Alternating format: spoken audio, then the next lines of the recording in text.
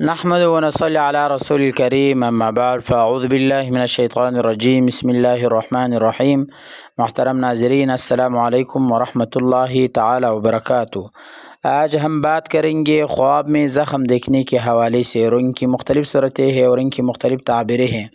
مثلا خواب میں اپنی جسم پر زخم دیکھنا، یا اسی طرح خواب میں زخم سے پیپ نکلنا ہوا دیکھنا، یا اسی طرح پیپ جو ہے اس کو کھانا وغیرہ، یا اسی طرح سارا جسم اس پر زخم دیکھنا اور ان کے ساتھ جو ریلیٹڈ ہے، آج انشاءاللہ ہم اسی کو بیان کریں گے۔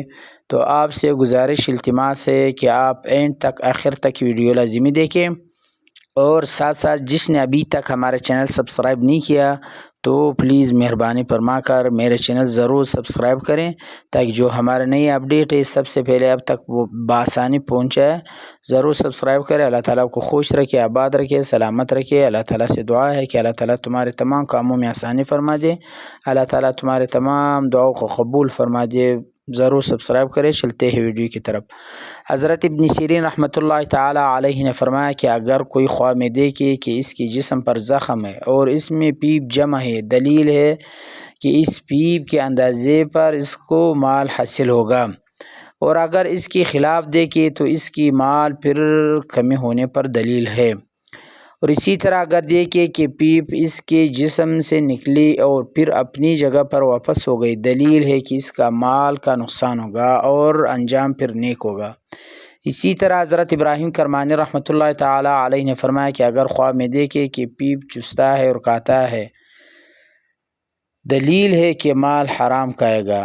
حاصل یہ ہے کہ پیپ کا جسم میں جمع ہونا یا خواب میں دیکھنا مال کی جمع ہونے پر دلیل ہے۔ اسی طرح حضرت ابن سیرین رحمۃ اللہ تعالی علیہ نے فرمایا کہ اگر دیکھے کہ اس کی جسم سے پیپ نکلی ہے، دلیل ہے کہ اسی پیپ اندازے کے مطابق اس کا نقصان ہوگا۔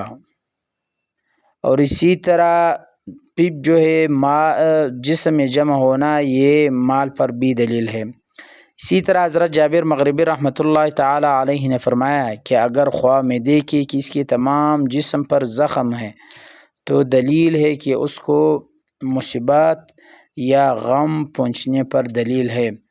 یا اگر آپ اپنی جسم پر پیپ زیادہ جمع ہوئے دیکھیں تو یہ مال حرام یا زیادہ مال ملنے پر بھی دلیل ہے۔ تو آخر پہ آپ سے ایک بار پھر گزارش ہے کہ اگر آپ نے ابھی تک ہمارا چینل سبسکرائب نہیں کیا تو ضرور سبسکرائب کریں، تاکہ جو ہمارے نئی اپڈیٹ ہے سب سے پہلے آپ تک پہنچ جائے۔ اللہ تعالیٰ کو خوش رکھے، آباد رکھے، سلامت رکھے۔ ضرور